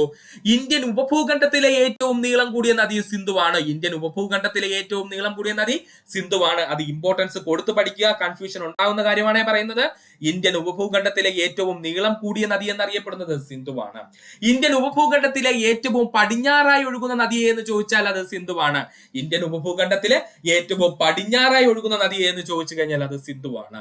സിന്ധു നദി ഒഴുകുന്ന രാജ്യങ്ങൾ ഇന്ത്യയും പാകിസ്ഥാനും. ഏറ്റവും കൂടുതൽ PSC ഉദ്യോഗാർത്ഥികൾ തെറ്റിക്കുന്നതാണ്. ആ തെറ്റിക്കുന്ന ഓപ്ഷനാണ് അഫ്ഗാനിസ്ഥാൻ. മറന്നു പോകരുത്, ആരാണ്? അഫ്ഗാനിസ്ഥാൻ. നമുക്ക് ഡൗട്ട് അടിക്കും, അഫ്ഗാനിസ്ഥാനിലൂടെ സിന്ധു നദി ഒഴുകുന്നുണ്ടോ എന്നുള്ളത്. ഒരിക്കലുമില്ല, അഫ്ഗാനിസ്ഥാനിലൂടെ സിന്ധു നദി ഒഴുകുന്നില്ല. സിന്ധു നദി ഒഴുകുന്ന രാജ്യങ്ങൾ ചോദിച്ചാൽ അത് ഇന്ത്യയും പാകിസ്ഥാനും മാത്രമാണ്. അഫ്ഗാനിസ്ഥാൻ ഇല്ല എന്ന് സുഹൃത്തുക്കൾ ഉറപ്പിച്ച് തന്നെ പഠിക്കണം. കാരണം ഓപ്ഷൻ വരുമ്പോൾ കൺഫ്യൂഷൻ ഉണ്ടാകും. അപ്പോൾ സിന്ധു നദി ഒഴുകുന്ന രാജ്യങ്ങൾ ഇന്ത്യയും പാകിസ്ഥാനും. ഋഗ്വേദത്തിൽ ഏറ്റവും കൂടുതൽ പരാമർശിച്ചിട്ടുള്ള നദി സിന്ധുവാണ്. സിന്ധുവും സിന്ധുവിന്റെ പോഷക നദികളെയും കുറിച്ചാണ് ഋഗ്വേദത്തിൽ ഏറ്റവും കൂടുതൽ പരാമർശിച്ചിട്ടുള്ളത്. മോഹൻജദാരോ സ്ഥിതി ചെയ്യുന്ന തീരം ചോദിച്ചാൽ സിന്ധു ആണ്. ലഡാക്കിലെ ലേ പട്ടണത്തെ ചുറ്റി ഒഴുകുന്ന നദി നമ്മൾ ഓൾറെഡി പറഞ്ഞു കഴിഞ്ഞു. ലഡാക്കിലെ ലേ പട്ടണത്തെ ചുറ്റി ഒഴുകുന്ന നദിയാണ് സിന്ധു. ലഡാക്ക് സസ്കർ പർവ്വതനിരകൾക്കിടയിലൂടെ ഒഴുകുന്ന നദി ഓൾറെഡി പറഞ്ഞു കഴിഞ്ഞ ലഡാക്ക് സസ്കർ പർവ്വതനിരകൾക്കിടയിലൂടെ ഒഴുകുന്ന നദിയാണ് സിന്ധു നദി. ജമ്മു കാശ്മീരിലെ ചില്ലാറിൽ വെച്ച് സിന്ധു നദി പാകിസ്ഥാൻ കടക്കുന്നു. ജമ്മു കാശ്മീരിലെ ചില്ലാറിൽ വെച്ച് സിന്ധു നദി പാകിസ്ഥാനിലേക്ക് എന്ത് ചെയ്യുന്നു? കടക്കുന്നു. സിന്ധുവിന്റെ പ്രധാന പോഷക നദികളാണ് ചെലം, രവി, ചിനാബ്, ബിയാസ്, സത്ലജ്. അതെല്ലാവർക്കും അറിയാവുന്ന പോയിന്റ് ആണ്. സിന്ധു നദിയുടെ പ്രധാന പോഷക നദികളാണ് ചെലം, രവി, ചിനാബ്, ബിയാസ്, സത്ലജ്. സിന്ധുവിന്റെ പ്രധാനപ്പെട്ട പോഷക നദികളെ പറ്റിയിട്ടാണ്. അതിൽ ഒന്നാമത്തെ പോഷക നദിയായിട്ടുള്ള ചെനാബ് നദിയെ പറ്റിയാണ് നമ്മളിവിടെ പഠിക്കാൻ പോകുന്നത്. അപ്പോൾ ആദ്യം നമ്മൾ സിന്ധുവിന്റെ പോഷക നദികൾ ഇവിടെ പഠിക്കും. അതിനുശേഷം ആ പോഷക നദികളെ ഓരോന്നും നമ്മൾ എടുത്തു പഠിക്കാൻ പോവുകയാണ് കേട്ടോ. അതില് ഇന്ന് നമ്മൾ പഠിക്കാൻ പോകുന്നത് ചെനാബ് നദിയാണ്. LDC എന്നോ LGS എന്നോ ഡിഗ്രി ലെവൽ എന്നോ ഇല്ലാതെ PSCയുടെ സ്ഥിരം ചോദ്യ മേഖലകൾ ഒത്തിരി പോയിന്റ്സ് ഇതിനകത്ത് വരുന്നുണ്ട്. അതുകൊണ്ട് നമുക്ക് സമയം കളയേണ്ട, ക്ലാസ്സിലേക്ക് പോകാം. സിന്ധു നദിയുടെ ഇടത് ഭാഗത്തെ പോഷക നദികളാണ് ഝലം നദി, ചെനാബ് നദി, രവി നദി, ബിയാസ് നദി, സത്ലജ് നദി. സിന്ധു നദിയുടെ ഇടതു ഭാഗത്തെ പോഷക നദികളാണ് ഝലം, ചെനാബ്, രവി, ബിയാസ്, സത്ലജ് എന്നീ നദികള്. അതായത് നമ്മുടെ സിന്ധു നദി ഒഴുകി വരുന്ന സമയത്ത് സിന്ധു നദിയുടെ റൈറ്റ് സൈഡ് അല്ലെങ്കിൽ വലത് ഭാഗത്ത് നിന്നും ഇടത് ഭാഗത്ത് അല്ലെങ്കിൽ ലെഫ്റ്റ് സൈഡിൽ നിന്നും മറ്റു നദികൾ എന്ത് ചെയ്യുന്നുണ്ട്? മറ്റു ചെറു നദികൾ എന്ത് ചെയ്യുന്നുണ്ട്? വന്നു ചേരുന്നുണ്ട്. അപ്പോ വലത് ഭാഗത്ത് നിന്ന് വരുന്ന നദികളും ഇടത് ഭാഗത്ത് നിന്ന് വരുന്ന നദികളെയും PSC കൃത്യമായിട്ട് വേർതിരിച്ച് തന്നെ ചോദിച്ചിട്ടുണ്ട്. അപ്പൊ നമുക്കും അങ്ങനെ തന്നെ പഠിക്കണം. സിന്ധു നദിയുടെ ഇടത് ഭാഗത്തെ പ്രധാനപ്പെട്ട പോഷക നദികൾ ഏതൊക്കെയെന്ന് ചോദിച്ചാൽ, അല്ലെങ്കിൽ ലെഫ്റ്റ് സൈഡിലെ പ്രധാനപ്പെട്ട പോഷക നദികൾ ഏതൊക്കെയെന്ന് ചോദിച്ചാൽ ഝലം നദി, ചെനാബ് നദി, രവി നദി, ബിയാസ് നദി, സത്ലജ് നദി. ഇതാണ് PSC സ്ഥിരം ചോദിക്കുന്നത്. ഇടത് ഭാഗമാണ്. പക്ഷെ കഴിഞ്ഞ കുറച്ച് എക്സാമുകൾക്ക് സിന്ധു നദിയുടെ വലത് ഭാഗത്തുള്ള പോഷക നദികളും ചോദിച്ചിരുന്നു. അതുകൊണ്ട് അതുകൂടി നമുക്ക് വ്യക്തമായിട്ട് ഇവിടെ പഠിക്കണം. ഇനി ഈ പറഞ്ഞിരിക്കുന്ന സിന്ധു നദിയുടെ പോഷക നദികൾ പഠിക്കാൻ ബുദ്ധിമുട്ടുള്ള സുഹൃത്തുക്കൾ ഉണ്ടെങ്കിൽ യാതൊരു വിധത്തിൽ ടെൻഷനും വേണ്ട. നമ്മുടെ കയ്യിൽ ഒരു ഈസി കോഡ് ഉണ്ട്. കോഡ് ഇത്രയേ ഉള്ളൂ: സിന്ധുവിന്റെ JCB ലജ്ജയുള്ള രവിക്ക് നൽകി എന്നങ്ങ് പഠിക്കുക. കോഡ് എന്താ സുഹൃത്തുക്കളെ? സിന്ധുവിന്റെ JCB ലജ്ജയുള്ള രവിക്ക് നൽകി എന്നങ്ങ് പഠിക്കുക. ഒന്നുകൂടി കോഡ് പറയാൻ സുഹൃത്തുക്കളെ: സിന്ധുവിന്റെ JCB ലജ്ജയുള്ള രവിക്ക് നൽകി എന്നങ്ങ് പഠിക്കുക. ഇമ്പോർട്ടന്റ് ആണ്, പഠിച്ചോളണേ. ഇനി നമുക്ക് ഇതിന്റെ എക്സ്പ്ലനേഷൻ നോക്കാം. സിന്ധുവിന്റെ എന്ന് പറഞ്ഞു കഴിഞ്ഞാൽ സിന്ധു നദി തന്നെയാണ്. സിന്ധുവിന്റെ എന്ന് പറഞ്ഞു കഴിഞ്ഞാൽ സിന്ധു നദി തന്നെയാണ്. JCBയുടെ J എന്ന് പറഞ്ഞു കഴിഞ്ഞാൽ ഝലം നദി. JCBയുടെ J എന്ന് പറഞ്ഞു കഴിഞ്ഞാൽ ഝലം നദി. C എന്ന് പറഞ്ഞു കഴിഞ്ഞാൽ ചെനാബ് നദി. C എന്ന് പറഞ്ഞു കഴിഞ്ഞാൽ ചെനാബ് നദി. B എന്ന് പറഞ്ഞു കഴിഞ്ഞാൽ ബിയാസ് നദി. B എന്ന് പറഞ്ഞു കഴിഞ്ഞാൽ ബിയാസ് നദി. ഇനി ലജ്ജ എന്ന് പറഞ്ഞു കഴിഞ്ഞാൽ സത്ലജ് നദിയാണ്. ലജ്ജ എന്ന് പറഞ്ഞു കഴിഞ്ഞാൽ സത്ലജ് നദിയെ സൂചിപ്പിക്കുന്നു. ലജ്ജ എന്ന് പറഞ്ഞു കഴിഞ്ഞാൽ സത്ലജ് നദിയെ സൂചിപ്പിക്കുന്നു. അതുപോലെ രവിക്ക് എന്ന് പറഞ്ഞു കഴിഞ്ഞാൽ രവി നദിയെ സൂചിപ്പിക്കുന്നു. രവിക്ക് എന്ന് പറഞ്ഞു കഴിഞ്ഞാൽ രവി നദിയെ സൂചിപ്പിക്കുന്നു. ഒന്നുകൂടി കോഡ് പറയുവാണ് സുഹൃത്തുക്കളെ, ശ്രദ്ധിച്ചിരിക്കുക. സിന്ധുവിന്റെ JCB ലജ്ജയുള്ള രവിക്ക് നൽകി. കോഡ് എന്താണ്? സിന്ധുവിന്റെ JCB ലജ്ജയുള്ള രവിക്ക് നൽകി എന്നങ്ങ് പഠിക്കുക. ഇതിൽ സിന്ധുവിന്റെ എന്ന് പറഞ്ഞു കഴിഞ്ഞാൽ സിന്ധു നദിയെ സൂചിപ്പിക്കുന്നു. JCBയുടെ J എന്ന് പറഞ്ഞു കഴിഞ്ഞാൽ അത് ഝലം നദിയാണ്. C എന്ന് പറഞ്ഞു കഴിഞ്ഞാൽ ചെനാബ് നദി. B എന്ന് പറഞ്ഞു കഴിഞ്ഞാൽ ബിയാസ് നദി. ഇനി ലജ്ജയുള്ളത് എന്ന് പറഞ്ഞു കഴിഞ്ഞാൽ ലജ്ജ എന്ന് പറഞ്ഞാൽ എന്താണ്? സത്ലജ് നദിയാണ്. ലജ്ജ എന്ന് പറഞ്ഞാൽ സത്ലജ് നദിയാണ്. അതുപോലെ തന്നെ രവിക്ക് നൽകി എന്ന് പറഞ്ഞു കഴിഞ്ഞാൽ രവി നദിയാണ്. പഠിക്കുക. അപ്പോ സ്ഥിരം PSC ചോദിച്ചുകൊണ്ടിരിക്കുന്ന സിന്ധു നദിയുടെ ഇടതുവശത്തുള്ള എല്ലാ പോഷക നദികളും നമ്മൾ പഠിച്ചു കഴിഞ്ഞു. ഇനി നമുക്ക് പഠിക്കാനുള്ളതാണ് സിന്ധു നദിയുടെ വലതുവശത്ത് അല്ലെങ്കിൽ റൈറ്റ് സൈഡിലുള്ള പ്രധാനപ്പെട്ട പോഷക നദികൾ ഏതൊക്കെയാണെന്നുള്ളത്. നമുക്കൊന്ന് നോക്കാം. ഒന്നാമത്തത് ഷോക്ക് റിവർ. എന്താണ് ഷോക്ക് റിവർ അല്ലെങ്കിൽ ഷോക്ക് നദി? നുബ്ര നദി, ഷിഗർ നദി, ഗിൽജിത്ത് നദി, ഹൻസ അല്ലെങ്കിൽ ഹുൻസ നദി. രണ്ട് പ്രൊണൗൺസ് ചെയ്യുന്നുണ്ട് കേട്ടോ. ഹുൻസ നദി എന്ന് പറയാം, നമുക്ക് ഹൻസ നദി എന്ന് പറയാം. അപ്പോ സിന്ധു നദിയുടെ വലതുവശത്തുള്ള പ്രധാനപ്പെട്ട പോഷക നദികൾ ചോദിച്ചു കഴിഞ്ഞാൽ ഷോക്ക് നദി, നുബ്ര നദി, ഷിഗർ നദി, ഗിൽജിത്ത് നദി, അതുപോലെ ഹുൻസ നദി. പഠിക്കണേ, ഇമ്പോർട്ടന്റ് ആണ്. ഒന്നുകൂടി പറയാം സുഹൃത്തുക്കളെ. സിന്ധു നദിയുടെ വലത്തുവശത്ത് നിന്നും വന്നു ചേരുന്ന പോഷക നദികൾ അല്ലെങ്കിൽ റൈറ്റ് സൈഡിൽ നിന്ന് വരുന്ന പോഷക നദികൾ എന്ന് ചോദിച്ചു കഴിഞ്ഞാൽ അത് ഷോക്ക് നദിയുണ്ട്, നുബ്ര നദിയുണ്ട്, ഷിഗർ നദിയുണ്ട്, ഗിൽജിത്ത് നദിയുണ്ട്, ഹുൻസ നദിയുണ്ട്. പഠിക്കുക. ഇനി ഇത് പഠിക്കാൻ ബുദ്ധിമുട്ടുള്ള സുഹൃത്തുക്കൾ വിഷമിക്കേണ്ട. നമ്മുടെ കയ്യിൽ ഒരു ഈസി കോഡ് ഉണ്ട്. പ്രധാനപ്പെട്ട സിന്ധു നദിയുടെ വലത് ഭാഗത്തും ഇടത് ഭാഗത്തുമുള്ള പോഷക നദികൾ മൊത്തം നമ്മളിവിടെ പഠിക്കാം. ഇനി ഇത് പഠിക്കാൻ ബുദ്ധിമുട്ടുള്ള സുഹൃത്തുക്കൾക്ക് വേണ്ടിയിട്ട് നമ്മുടെ കയ്യിൽ ഒരു ഈസി കോഡ് ഉണ്ട്. ഈ ഒരു ഈസി കോഡ് ഉപയോഗിച്ചാൽ നിങ്ങൾക്ക് സിന്ധു നദിയുടെ വലത് ഭാഗത്തുള്ള എല്ലാ പോഷക നദികളും ലഭിക്കുന്നതാണ്. കോഡ് ഇത്രയേ ഉള്ളൂ. NST കാരനായ ഹൻസയ്ക്ക് ഷോക്ക് ഏറ്റു എന്നങ്ങ് പഠിക്കുക. NST കാരനായ ഹൻസയ്ക്ക് ഷോക്ക് ഏറ്റു എന്നങ്ങ് പഠിക്കുക. ഒന്നുകൂടി കോഡ് പറയുവാണ്, ശ്രദ്ധിച്ചിരിക്കുക സുഹൃത്തുക്കളെ. NSG കാരനായ ഹൻസയ്ക്ക് ഷോക്ക് ഏറ്റു എന്നങ്ങ് പഠിക്കുക. ഇതിൽ N എന്ന് പറഞ്ഞു കഴിഞ്ഞാൽ നുബ്ര നദി, S എന്ന് പറഞ്ഞു കഴിഞ്ഞാൽ ഷിഗർ നദി, G എന്ന് പറഞ്ഞു കഴിഞ്ഞാൽ ഗിൽജിത്ത് നദി, ഹൻസക്കി എന്ന് പറഞ്ഞു കഴിഞ്ഞാൽ ഹുൻസ നദിയാണ്. ചില സ്ഥലത്ത് ഹൻസ എന്ന് നമ്മൾ പ്രൊനൗൺസ് ചെയ്യും കേട്ടോ. ഹൻസക്കി എന്ന് പറഞ്ഞു കഴിഞ്ഞാൽ ഹുൻസ നദി. അതുപോലെ ഷോക്കേറ്റു എന്ന് പറഞ്ഞു കഴിഞ്ഞാൽ ഷോക്ക് നദി. ഷോക്കേറ്റു എന്ന് പറഞ്ഞു കഴിഞ്ഞാൽ ഷോക്ക് നദി. ഒന്നുകൂടി പറയാം സുഹൃത്തുക്കളെ, ശ്രദ്ധിച്ചിരിക്കുക. NSG കാരനായ ഹൻസയ്ക്ക് ഷോക്കേറ്റു എന്നങ്ങ് പഠിക്കുക. ഇതിൽ NSGയിലെ N എന്ന് പറഞ്ഞു കഴിഞ്ഞാൽ നുബ്ര നദി, S എന്ന് പറഞ്ഞു കഴിഞ്ഞാൽ ഷിഗർ നദി, G എന്ന് പറഞ്ഞു കഴിഞ്ഞാൽ ഗിൽജിത്ത് നദി, ഹൻസക്കി എന്ന് പറഞ്ഞു കഴിഞ്ഞാൽ ഹുൻസ നദി, അതുപോലെ ഷോക്ക് എന്ന് പറഞ്ഞു കഴിഞ്ഞാൽ ഷോക്ക് നദി പഠിക്കുക. മോസ്റ്റ് ഇമ്പോർട്ടന്റ് പോയിന്റ് ആണ് നമ്മളിവിടെ പറഞ്ഞത്. അതുകൊണ്ടാണ് ഇവന് ഇത് കോഡ് രൂപത്തിൽ സുഹൃത്തുക്കൾക്ക് പറഞ്ഞു തന്നത്. സുഹൃത്തുക്കൾ വ്യക്തമായിട്ട് ഇത്ര ഭാഗം പഠിക്കുക. അടുത്തായി നമ്മുടെ മെയിൻ ടോപ്പിക്കിലേക്ക് നമ്മൾ കടക്കാൻ പോവുകയാണ്. അതാണ് ചെനാബ് നദി. എന്താണ് ചെനാബ് നദി? ചെനാബ് നദി നമ്മൾ ഓൾറെഡി പറഞ്ഞു കഴിഞ്ഞു.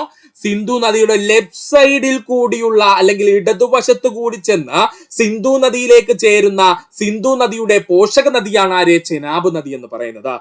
ചെനാബ് നദിയുടെ നീളം 1180 കിലോമീറ്റർ ആണ്. ചെനാബ് നദിയുടെ നീളം എത്ര സുഹൃത്തുക്കളെ? 1180 കിലോമീറ്റർ ആണ്. പുരാതന ഗ്രീക്ക് ഭാഷയിൽ അസീസിയൻസ് എന്നറിയപ്പെട്ടിരുന്ന നദി എന്ന് ചോദിച്ചാൽ അത് ചെനാബ് നദിയാണ്. പുരാതന ഗ്രീക്ക് ഭാഷയിലെ അസീസിയൻസ് എന്നറിയപ്പെട്ടിരുന്ന നദി എന്ന് ചോദിച്ചാൽ അത് ചെനാബ് നദിയാണ്. സംസ്കൃതത്തിൽ അസ്കിനി എന്ന പേരിൽ അറിയപ്പെട്ടിരുന്ന നദി എന്ന് ചോദിച്ചാൽ ചെനാബ് നദിയാണ്. പ്രീവിയസ് ക്വസ്റ്റ്യൻ ആണ്. സംസ്കൃതത്തിലെ അസ്കിനി എന്ന പേരിൽ അറിയപ്പെട്ടിരുന്ന നദി എന്ന് ചോദിച്ചാൽ അത് ചെനാബ് നദിയാണ്. മഹാഭാരതത്തിൽ ചന്ദ്രഭാഗ എന്ന പേരിൽ അറിയപ്പെട്ടിരുന്ന നദി ചെനാബ് നദിയാണ്. വീണ്ടും വന്നിരിക്കുന്നു പ്രീവിയസ് ക്വസ്റ്റ്യൻ. മഹാഭാരതത്തില് ചന്ദ്രഭാഗ എന്ന പേരിൽ അറിയപ്പെട്ടിരുന്ന നദി എന്ന് ചോദിച്ചാൽ അത് ചെനാബ് നദിയാണ്. സസ്കർ പർവ്വതനിരയുടെ ലഹൂർ സ്പിത്തി വാലിയുടെ ഭാഗമായുള്ള ബാരാലാച്ചില ചുരത്തിന് സമീപം നിന്നാണ് ചെനാബ് നദി ഉത്ഭവിക്കുന്നത്. ഇങ്ങനെ തന്നെ പഠിച്ചോളണേ. PSCയുടെ പ്രീവിയസ് പോയിന്റ് ആണ് പറഞ്ഞത്. സസ്കർ പർവ്വതനിരയുടെ ഭാഗമായി കാണപ്പെടുന്ന ലഹൂർ സ്പിത്തി വാലിയിലുള്ള ബാരാലാച്ച ചുരത്തിൽ നിന്നുമാണ് ആര് രൂപപ്പെടുന്നത്? നമ്മുടെ ചെനാബ് നദി രൂപപ്പെടുന്നത് അല്ലെങ്കിൽ ഉത്ഭവിക്കുന്നത്. ഒന്നുകൂടി പറയാം സുഹൃത്തുക്കളെ, കൺഫ്യൂഷൻ ഒന്നും വേണ്ട. ചെനാബ് നദി എന്ന് പറയുന്നത് സിന്ധു നദിയുടെ ഇടതുവശത്ത് നിന്നുള്ള പോഷക നദിയാണ്. ചെനാബ് നദിയുടെ നീളം എന്ന് പറയുന്നത് 1180 കിലോമീറ്റർ ആണ്. പുരാതന ഗ്രീക്ക് ഭാഷയിൽ അസീസിയൻസ് എന്നറിയപ്പെടുന്ന നദി എന്ന് ചോദിച്ചാൽ അത് ചെനാബ് നദിയാണ്. പുരാതന ഗ്രീക്ക് ഭാഷയിലെ അസീസിയൻസ് എന്ന പേരിൽ അറിയപ്പെടുന്ന നദി എന്ന് ചോദിച്ചാൽ ചെനാബ് നദി. സംസ്കൃതത്തിൽ അസ്കിനി എന്നറിയപ്പെട്ടിരുന്ന നദി എന്ന് ചോദിച്ചാൽ അത് ചെനാബ് നദിയാണ്. സംസ്കൃതത്തിൽ അസ്കിനി എന്നറിയപ്പെട്ടിരുന്ന നദി എന്ന് ചോദിച്ചാൽ അത് ചെനാബ് നദിയാണ്. മഹാഭാരതത്തിൽ ചന്ദ്രഭാഗ എന്നറിയപ്പെട്ടിരുന്ന നദി ചെനാബ് നദിയാണ്. മഹാഭാരതത്തില് ചന്ദ്രഭാഗ എന്ന പേരിൽ അറിയപ്പെട്ടിരുന്ന നദി അത് ചെനാബ് നദിയാണ്. സസ്കർ പർവ്വതനിരയുടെ ഭാഗമായുള്ള ലഹൂർ സ്പിത്തി വാലിയിലുള്ള ബാരാലാച്ച ചുരത്തിന് സമീപമാണ് ചെനാബ് നദി ഉത്ഭവിക്കുന്നത്. കൺഫ്യൂഷൻ ഒന്നുമില്ലേ? സസ്കർ പർവ്വതനിരയിലുള്ള ലഹൂർ സ്പിത്തി വാലിയിലെ ബാരാലാച്ച ചുരത്തിൽ നിന്നുമാണ് ആര് ഉത്ഭവിക്കുന്നത്? ചെനാബ് നദി ഉത്ഭവിക്കുന്നത്. പഠിക്കുക. ചന്ദ്രഭാഗ നദികളുടെ സംഗമ സ്ഥാനത്താണ് ചെനാബ് നദി രൂപപ്പെടുന്നത്. അപ്പോ ആദ്യ സമയത്ത് ചെനാബ് നദി ചന്ദ്ര എന്നും ഭാഗ എന്നും രണ്ട് ചെറു നദികളായിട്ടാണ് വരുന്നത്. അവയുടെ സംഗമ സ്ഥാനത്ത് വെച്ചാണ് ചെനാബ് എന്നുള്ള പേരിൽ പിന്നെ അങ്ങോട്ട് നദി ഒഴുകുന്നത്. അതിനെ കുറിച്ചൊക്കെ നമുക്ക് വിശദമായിട്ട് പറയാം കേട്ടോ. ജമ്മുവിലൂടെ ഒഴുകുന്ന നദി പാകിസ്ഥാനിലെ പഞ്ചാബ് സമതലത്തിൽ എത്തിച്ചേർന്നു. കൺഫ്യൂഷൻ ഉണ്ടാവില്ലേ? ജമ്മുവിലൂടെ ഒഴുകുന്ന നദി പാകിസ്ഥാന്റെ ഭാഗമായുള്ള പഞ്ചാബിലെ സമതലങ്ങളിൽ എത്തിച്ചേരുന്നു. സിന്ധു നദീജല കരാർ പ്രകാരം ചെനാബ് നദിയിലെ ജലം പാകിസ്ഥാൻ അവകാശപ്പെട്ടതാണ്. പ്രീവിയസ് ക്വസ്റ്റ്യൻ ആണ് പറഞ്ഞത്. സിന്ധു നദീജല കരാർ പ്രകാരം ചെനാബ് നദിയിലെ ജലത്തിന്റെ അവകാശി ആരാണ്? പാകിസ്ഥാനാണ്. പ്രശസ്തമായ ബെക്ലിഹാർ ഡാം സ്ഥിതി ചെയ്യുന്നത് ചെനാബ് നദിയിലാണ്. പ്രശസ്തമായ ബെക്ലിഹാർ ഡാം സ്ഥിതി ചെയ്യുന്ന നദി എന്ന് ചോദിച്ചാൽ ചെനാബ് നദി. വീണ്ടും പ്രീവിയസ് ക്വസ്റ്റ്യൻ വന്നിരിക്കുന്നു. ലോകത്തിലെ ഏറ്റവും ഉയരത്തിൽ സ്ഥിതി ചെയ്യുന്ന റെയിൽവേ പാലമായ ചെനാബ് ബ്രിഡ്ജ് ജമ്മു കാശ്മീരിൽ സ്ഥിതി ചെയ്യുന്നു. വീണ്ടും പ്രീവിയസ് ക്വസ്റ്റ്യനേക്ക് വന്നേക്കാണ് കേട്ടോ. ലോകത്തിലെ ഏറ്റവും ഉയരത്തിൽ സ്ഥിതി ചെയ്യുന്ന റെയിൽവേ പാലമായ ചെനാബ് ബ്രിഡ്ജ് ജമ്മു കാശ്മീരിൽ സ്ഥിതി ചെയ്യുന്നു. പഠിക്കുക. ഇനി നമുക്ക് പഠിക്കാനുള്ളത് ചെനാബ് നദിയിലെ പ്രധാനപ്പെട്ട ഡാമുകളാണ്. Baglihar dam, Dulhasti dam, Salal dam. ഇത് മൂന്നും PSC പ്രീവിയസ് ആയി ചോദിച്ചിട്ടുള്ളതാണ്. നമ്മുടെ ചെനാബ് നദി സ്ഥിതി ചെയ്യുന്ന പ്രധാനപ്പെട്ട ഡാമുകളാണ് Baglihar dam, Dulhasti dam, Salal dam. ഇതൊക്കെ ഏത് സംസ്ഥാനത്താണെന്നോ അല്ലെങ്കിൽ ഏത് കേന്ദ്രഭരണ പ്രദേശത്താണെന്നൊക്കെ നമുക്ക് വ്യക്തമായിട്ട് പഠിക്കാം. ഒന്നുകൂടി സുഹൃത്തുക്കൾ ശ്രദ്ധിച്ചിരിക്കുക. അപ്പൊ ഒന്നുകൂടി പറയുവാണെങ്കിൽ സുഹൃത്തുക്കളെ ശ്രദ്ധിക്കുക. ചന്ദ്രഭാഗ എന്നീ നദികളുടെ സംഗമ സ്ഥാനത്ത് നിന്നും രൂപപ്പെടുന്ന നദിയാണ് ചെനാബ് നദി. ജമ്മുവിലൂടെ ഒഴുകുന്ന ചെനാബ് നദി പാകിസ്ഥാനിലെ പഞ്ചാബ് സമതലങ്ങളിലേക്ക് എത്തിച്ചേരുന്നു. എവിടെയാണ്? പാകിസ്ഥാന്റെ ഭാഗമായുള്ള പഞ്ചാബ് സമതലങ്ങളിലേക്ക് എത്തിച്ചേരുന്നു. സിന്ധു നദീജല കരാർ പ്രകാരം ചെനാബ് നദിയിലെ ജലം പാകിസ്ഥാൻ അവകാശപ്പെട്ടതാണ്. സിന്ധു നദീജല കരാർ പ്രകാരം ചെനാബ് നദിയിലെ ജലം പാകിസ്ഥാൻ അവകാശപ്പെട്ടതാണ്. പ്രശസ്തമായ ബഗ്ലിഹാർ ഡാം സ്ഥിതി ചെയ്യുന്നത് ചെനാബ് നദിയിലാണ്. എടുത്തു പറഞ്ഞത് PSC ഏറ്റവും കൂടുതൽ പ്രീവിയസ് ആയി ചോദിച്ചിട്ടുള്ള ഡാം എന്ന് ചോദിച്ചാൽ അതിലൊന്ന് ബഗ്ലിഹാർ ഡാം ആണ്. അതുകൊണ്ടാണ് അത് എടുത്ത് തന്നെ പഠിക്കണം. പ്രശസ്തമായ ബഗ്ലിഹാർ ഡാം സ്ഥിതി ചെയ്യുന്ന ചെനാബ് നദിയിലാണ്. ലോകത്തിലെ ഏറ്റവും ഉയരത്തിൽ സ്ഥിതി ചെയ്യുന്ന റെയിൽവേ പാലമായ ചെനാബ് ബ്രിഡ്ജ് ജമ്മു കാശ്മീരിൽ സ്ഥിതി ചെയ്യുന്നു. ചെനാബ് നദി സ്ഥിതി ചെയ്യുന്ന പ്രധാനപ്പെട്ട ഡാമുകൾ ചോദിച്ചു കഴിഞ്ഞാൽ അത് Baglihar dam, Dulhasti dam, Salal dam പഠിക്കുക. അപ്പൊ സുഹൃത്തുക്കളെ, നമുക്ക് ഇനി ചെനാബ് നദി അങ്ങ് കീറി മുറിച്ച് പഠിച്ചു കളയാം. അതിന് വേണ്ടിയിട്ട് ഞാൻ ഇവിടെ ചെറിയൊരു മാപ്പ് നിർമ്മിച്ചിട്ടുണ്ട്. ഈ മാപ്പ് ഉപയോഗിച്ച് നമുക്ക് വളരെ വ്യക്തമായിട്ട് ചെനാബ് നദി എങ്ങനെയാണ് ഒഴുകുന്നത്, ചെനാബ് നദിയിലെ പ്രധാനപ്പെട്ട ഡാമുകൾ ഏതാണ്, അത് ഏത് കേന്ദ്രഭരണ പ്രദേശത്തിന്റെ ഭാഗമാണ് എന്നൊക്കെ നമുക്ക് വിശദമായിട്ട് പഠിക്കാം കേട്ടോ. ആദ്യമായിട്ട് ഞാനിവിടെ മാർക്ക് ചെയ്യാൻ പോകുന്നതാണ് ഹിമാചൽ പ്രദേശ്. ഇത് ഹിമാചൽ പ്രദേശ് സംസ്ഥാനമാണ് കേട്ടോ.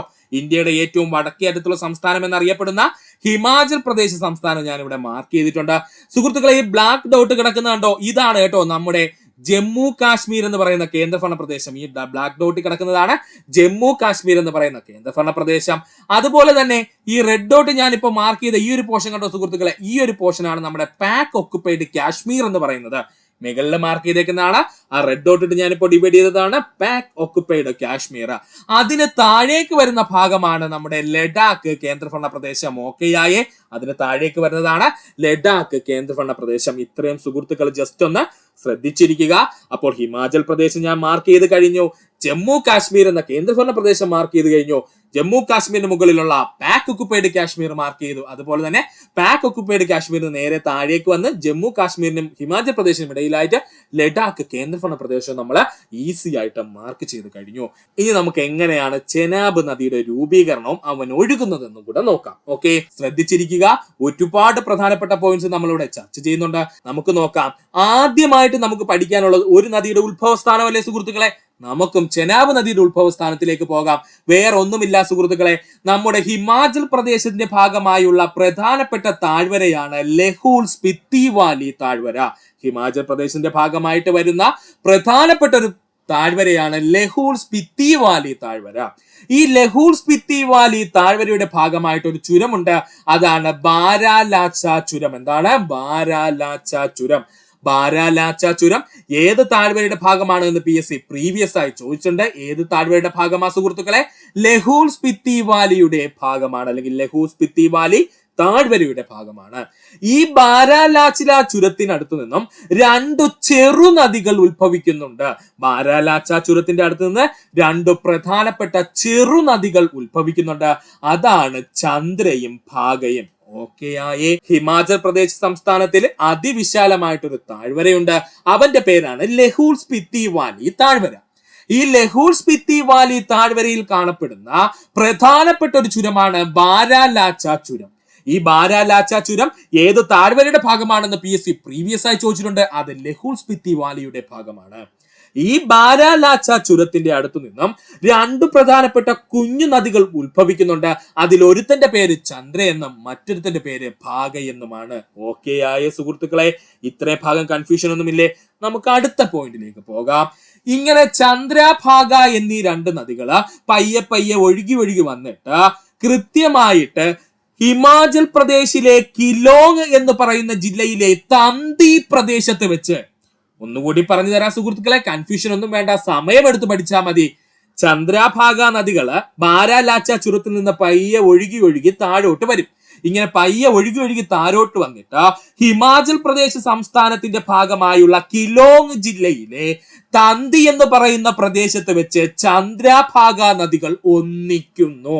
അപ്പോ PSC ഇവിടെ നിന്ന് ചോദിച്ച പ്രീവിയസ് ചോദ്യം, ചെനാബ് നദി, ചന്ദ്രഭാഗ എന്നീ നദികളുടെ സംഗമ സ്ഥലം ഏതെന്നാണ്? അത് തന്തി. PSC അന്ന് ഉത്തരം കൊടുക്കുന്നത് കിലോങ് ആണ് കേട്ടോ. കിലോങ്ങിലെ തന്തി എന്ന് നമ്മൾ വിശദീകരിച്ചു പഠിക്കണം. അപ്പൊ ഒന്നുകൂടി പറയാം, വേറെ ഒന്നുമില്ല ഇവിടെ പറഞ്ഞത്. ചന്ദ്രഭാഗ എന്നീ രണ്ട് ചെറുനദികള് ഹിമാചൽ പ്രദേശിലെ കിലോങ് എന്ന് പറയുന്ന ജില്ലയിലെ തന്തി എന്ന് പറയുന്ന പ്രദേശത്ത് വെച്ച് ഒന്നിക്കുന്നു. ഇവിടം തൊട്ടാണ് ഈ രണ്ട് ചെറുനദികൾക്കും കൂടി ഒരൊറ്റ പേര് വരുന്നു. അതാണ് നമ്മുടെ ചെനാബ് നദി. അപ്പോ ചെനാബ് നദിക്ക് ആ പേര് ലഭിക്കുന്ന എവിടെ വെച്ചെന്ന് ചോദിച്ചാല് കിലോങ്ങിലെ തന്തിയിൽ വെച്ച്, ഹിമാചൽ പ്രദേശിലെ കിലോങ്ങിലെ തന്തിയിൽ വെച്ച്. ഡൗട്ട് ഒന്നുമില്ലല്ലോ സുഹൃത്തുക്കളെ, നമുക്ക് അടുത്ത പോയിന്റിലേക്ക് പോകാം. അങ്ങനെ കിലോങ്ങിൽ വെച്ച് ചന്ദ്രഭാഗ എന്നീ നദികൾ യോജിച്ചുകൊണ്ട് ചെനാബ് നദി രൂപീകരിക്കുന്നത് വരെ നമ്മൾ പറഞ്ഞു. ഇനി ചെനാബ് നദി അവിടെ വെറുതെ നിൽക്കോ സുഹൃത്തുക്കളെ? ഇല്ല, നദി എന്ത് ചെയ്യും? ഒഴുകും. നദി ഒഴുകി ഒഴുകി ഒഴുകി ഒഴുകി നമ്മുടെ ഹിമാചൽ പ്രദേശ് സംസ്ഥാനത്തിന്റെയും ജമ്മു കാശ്മീർ കേന്ദ്രഭരണ പ്രദേശത്തിനും ഇടയിലുള്ള ചെറുഗ്രാമമായ അഖ്നുവിലെത്തുന്നു. എവിടെയാണ്? അഖ്നുവിലെത്തുന്നു. ഈ അഖ്നുവിൽ വെച്ചാണ് നമ്മുടെ ചെനാബ് നദി എവിടേക്ക് കടക്കുന്നത്? ജമ്മു കാശ്മീർ കേന്ദ്രഭരണ പ്രദേശത്തേക്ക് കടക്കുന്നത്. കൺഫ്യൂഷൻ ഒന്നുമില്ലേ? ഇങ്ങനെ ജമ്മു കാശ്മീർ കേന്ദ്രഭരണ പ്രദേശത്തിലേക്ക് കയറുന്ന ചെനാബ് നദിക്ക് കുറുകെ ഇന്ത്യ ഒരു പ്രധാനപ്പെട്ട ഡാം കെട്ടിവെച്ചിട്ടുണ്ട്. നമ്മുടെ PSCക്ക് ഇഷ്ടപ്പെട്ട ഡാമാണ്. അതിന്റെ പേരാണ് ബഗ്ലിഹാർ ഡാം. കൺഫ്യൂഷൻ ആവല്ലേ? ചെനാബ് നദി അഖ്നുവിൽ വെച്ചിട്ട് ഹിമാചൽ പ്രദേശിനെ വിട്ടിട്ട് നേരെ ജമ്മു കാശ്മീർ കേന്ദ്രഭരണ പ്രദേശത്തേക്ക് കയറുന്നു. കയറി ഉടനെ തന്നെ നമ്മുടെ ഇന്ത്യ ചെനാബ് നദിക്ക് കുറുകെ ഒരു ഡാം അങ്ങ് കെട്ടിവെച്ചിട്ടുണ്ട്. അവന്റെ പേരാണ് ബഗ്ലിഹാർ ഡാം. PSC ഏറ്റവും കൂടുതൽ പ്രീവിയസ് ആയി ചോദിച്ചിട്ടുള്ള ഡാമാണ് ബഗ്ലിഹാർ ഡാം. സ്ഥിതി ചെയ്യുന്നത് എവിടെയാണ്? ജമ്മു കാശ്മീർ കേന്ദ്രഭരണ പ്രദേശത്തില്. ഇങ്ങനെ ജമ്മു കാശ്മീർ കേന്ദ്രഭരണ പ്രദേശിലെ റംബാറിൽ വെച്ചാണ് ഇത് കെട്ടിവെച്ചിരിക്കുന്നത്. ഈ ബഗ്ലിഹാർ ഡാം എവിടെയാണ് നിർമ്മിച്ചിരിക്കുന്നത് ചോദിച്ചാല് റംബാർ ജില്ലയിലാണ്. മറക്കല്ലേ, ജമ്മു കാശ്മീരിന്റെ ഭാഗമായിട്ടുള്ള റംബാൻ ജില്ലയിൽ വെച്ചിട്ടാണ് ബഗ്ലിഹാം അണക്കെട്ട് എന്ത് ചെയ്യുന്നത്? നിർമ്മിച്ചു വെച്ചിരിക്കുന്നത്. ഓക്കെ ആണ് സുഹൃത്തുക്കളെ? അത്രയും. നദി പിന്നെയും മുന്നോട്ടൊഴുകും. ചിനാബ് നദിയാണ്, അത് മുന്നോട്ടൊഴുകും. ചിനാബ് നദി പിന്നെയും ഒഴുകി വരുമ്പോഴേക്കും നമ്മുടെ ഇന്ത്യ ചിനാബ് നദിക്ക് കുറുകെ ലോക പ്രശസ്തമായിട്ടുള്ള ഒരു ബ്രിഡ്ജ് കെട്ടിവെച്ചിട്ടുണ്ട്. അല്ലെന്നുണ്ടെങ്കിൽ ഒരു പാലം നിർമ്മിച്ചു വെച്ചിട്ടുണ്ട്. അതിന്റെ പേരാണ് ചെനാബ് ബ്രിഡ്ജ്.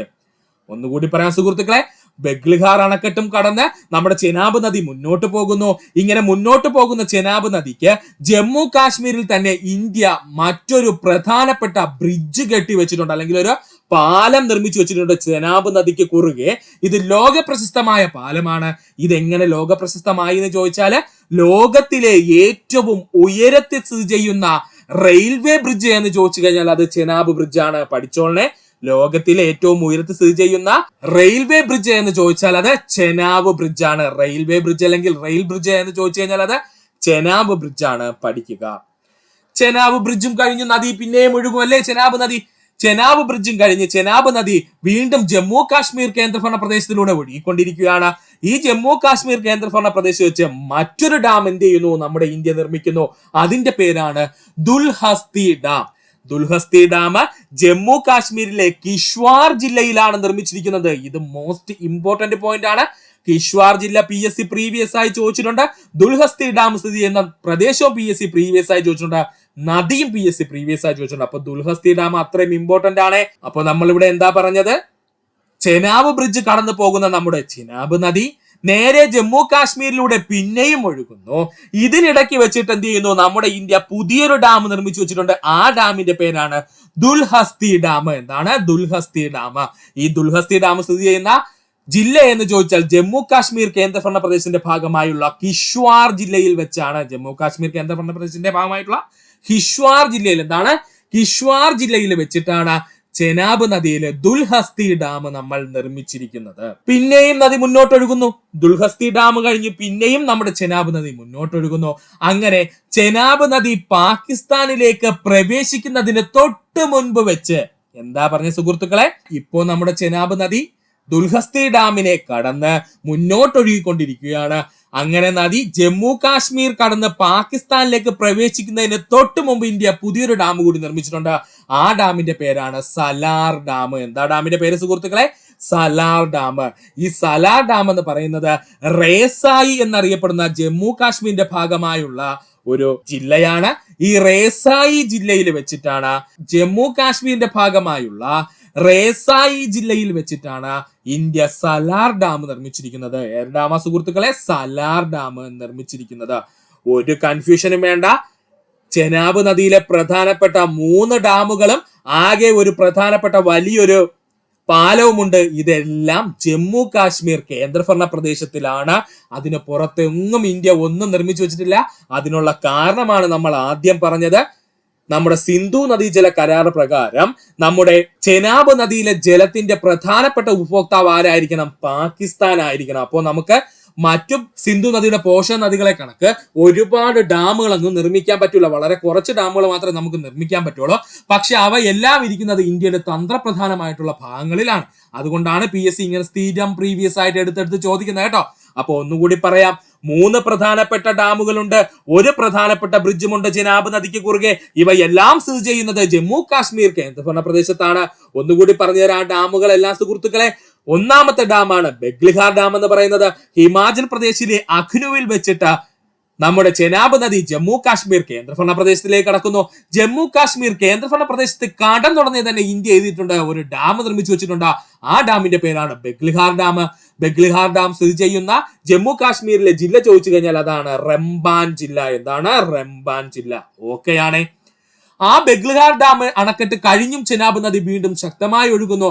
ഇങ്ങനെ ഒഴുകുന്ന ചെനാബ് നദിക്ക് കുറുകെ നമ്മളൊരു പ്രധാനപ്പെട്ട ബ്രിഡ്ജ് അല്ലെങ്കിൽ പാലം നിർമ്മിച്ചു വെച്ചിട്ടുണ്ട്. അതാണ് ചെനാബ് പാലം എന്ന് പറയുന്നത്. ചെനാബ് പാലത്തിനെ ലോക പ്രശസ്തമാക്കുന്നതിന് കാരണം എന്തെന്ന് ചോദിച്ചാൽ, ലോകത്തിലെ ഏറ്റവും ഉയർത്തി സ്ഥിതി ചെയ്യുന്ന റെയിൽവേ പാലം എന്നറിയപ്പെടുന്നത് ചെനാബ് പാലമാണ്. പരിപാടി കഴിഞ്ഞു. അതിനുശേഷം വരുന്ന മൂന്നാമത്തെ ഡാമാണ് ദുൽഹസ്തി ഡാം. ചെനാബ് ബ്രിഡ്ജും കഴിഞ്ഞ് മുന്നോട്ടൊഴുകുന്ന ചെനാബ് നദി പിന്നെ എത്തുന്നത് ഇന്ത്യയുടെ മറ്റൊരു തന്ത്രപ്രധാനമായിട്ടുള്ള ഡാമിലേക്കാണ്. അതാണ് ദുൽഹസ്തി ഡാം.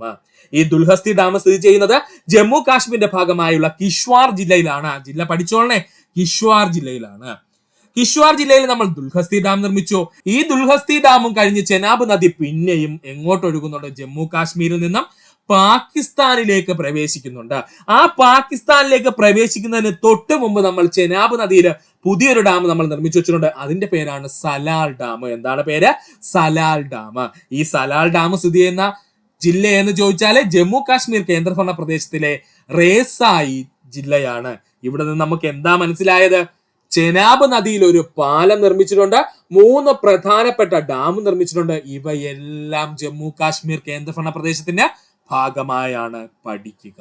അവിടെ നിന്ന് പാകിസ്ഥാനിലേക്ക് ഒഴുകുന്ന ചെനാബ് നദി വളരെ ദൂരം പാകിസ്ഥാനിലൂടെ ഒഴുകി. അതായത് ഈ പാകിസ്ഥാനിലൂടെ ഒഴുകി എന്ന് പറഞ്ഞു കഴിഞ്ഞാൽ നമ്മൾ വ്യക്തമായിട്ട് അവിടെ പറഞ്ഞിട്ടുണ്ടായിരുന്നു, പാകിസ്ഥാന്റെ ഭാഗമായിട്ടുള്ള പഞ്ചാബ് സമതലങ്ങളിലൂടെയാണ് ആരൊഴുകുന്നത്? നമ്മുടെ ചെനാബ് നദി ഒഴുകുന്ന. കണ്ടോ സുഹൃത്തുക്കളെ, ഇതാണ് പാകിസ്ഥാന്റെ ഭാഗമായിട്ടുള്ള പഞ്ചാബ് മേഖല. ഈ പഞ്ചാബ് മേഖലയിലൂടെ ആരൊഴുകുന്നുണ്ട്? നമ്മുടെ ചെനാബ് നദി ഒഴുകുന്നുണ്ട്. ഇങ്ങനെ ഒഴുകുവരുന്ന ചെനാബ് നദിയിലെ പാകിസ്ഥാനിൽ വെച്ചിട്ട് ഒരു ബാരേജ് അല്ലെങ്കിൽ തടയണ വെച്ച് തടഞ്ഞിട്ടുണ്ട്. ഈ ബാരേജിന്റെ പേരാണ് ത്രിമു ബാരേജ്. എന്താണ്? ത്രിമു ബാരേജ്. PSCയുടെ പ്രീവിയസ് ചോദ്യം. അപ്പോ ചെനാബ് നദിക്ക് കുറുകെ പാകിസ്ഥാനിൽ നിർമ്മിച്ചിരിക്കുന്ന ബാരേജ് അല്ലെങ്കിൽ തടയണ അറിയപ്പെടുന്ന പേരാണ് ത്രിമു ബാരേജ്. പഠിച്ചോളണേ, ത്രിമു ബാരേജ്.